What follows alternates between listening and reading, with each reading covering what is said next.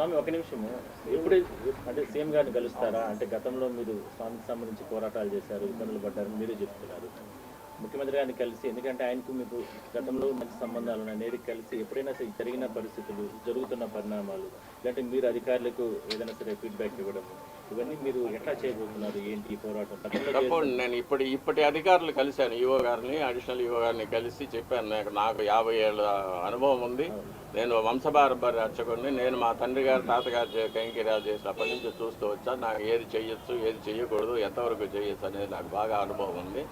కాబట్టి నాకు అవకాశం ఇస్తే ఈ పాడైపోయిన అర్చక వ్యవస్థని, ఆలయ వ్యవస్థని రెండింటినీ కూడా నేను పాత పద్ధతికి నేను తీసుకురాగలనని చెప్పాను.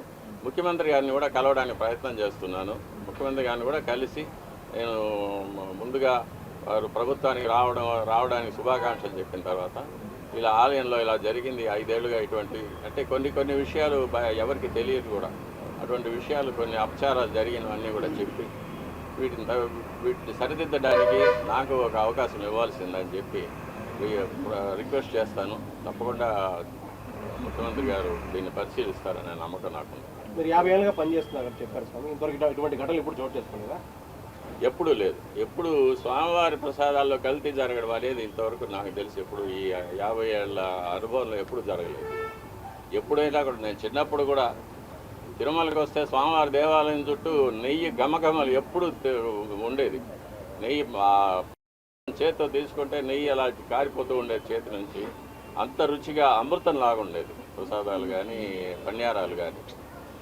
సమృద్ధిగా భక్తులకు అందరికీ సమృద్ధిగా ప్రసాదాలు పంచేవాళ్ళం. ఇప్పుడు అది కూడా లేదు. ఉదయం ఒక గంట సేపు అన్నప్రసాదాలు వస్తాయి, తర్వాత లడ్లో ఏదో పంచేస్తూ ఉన్నారు.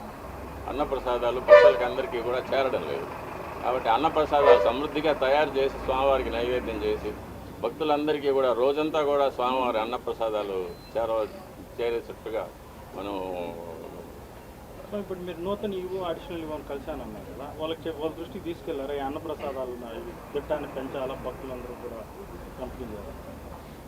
అన్నప్రసాదాల విషయంలో కొలతలు తగ్గిపోయాయని చెప్పాను. చేసే సమయాలు మార్చేశారు ఇష్టంగా, ఆగమ శాస్త్ర ప్రకారంగా జరగడం లేదనేది చెప్పాను నేను. అవి కూడా గత కొంతకాలంగా స్వామివారి సేవకు దూరంగా ఉన్నారు, తిరిగి స్వామివారి సేవకు ఎప్పుడు వస్తారు అనుకుంటున్నారు? అలాంటి అవకాశం ఉందని అది నా మీద బలాయించిన అబద్ధపు కేసులు ఈ ప్రభుత్వం కనుక తీసివేస్తే నేను స్వామివారి కైంకర్యానికి తప్పకుండా వస్తాను. నన్ను ఈ వయసులో బాధ పెట్టడం అనేది వాళ్ళకి కూడా క్షేమం కాదు. ఆ ప్రభుత్వానికి, ఈ ప్రభుత్వం ముఖ్యమంత్రి గారు చెప్పారు, ఆ ప్రభుత్వంలో బనాయించిన తప్పుడు కేసులను అన్నింటినీ కూడా నేను తీసివేసి అందరికీ రిలీఫ్ కలిగిస్తాననేది.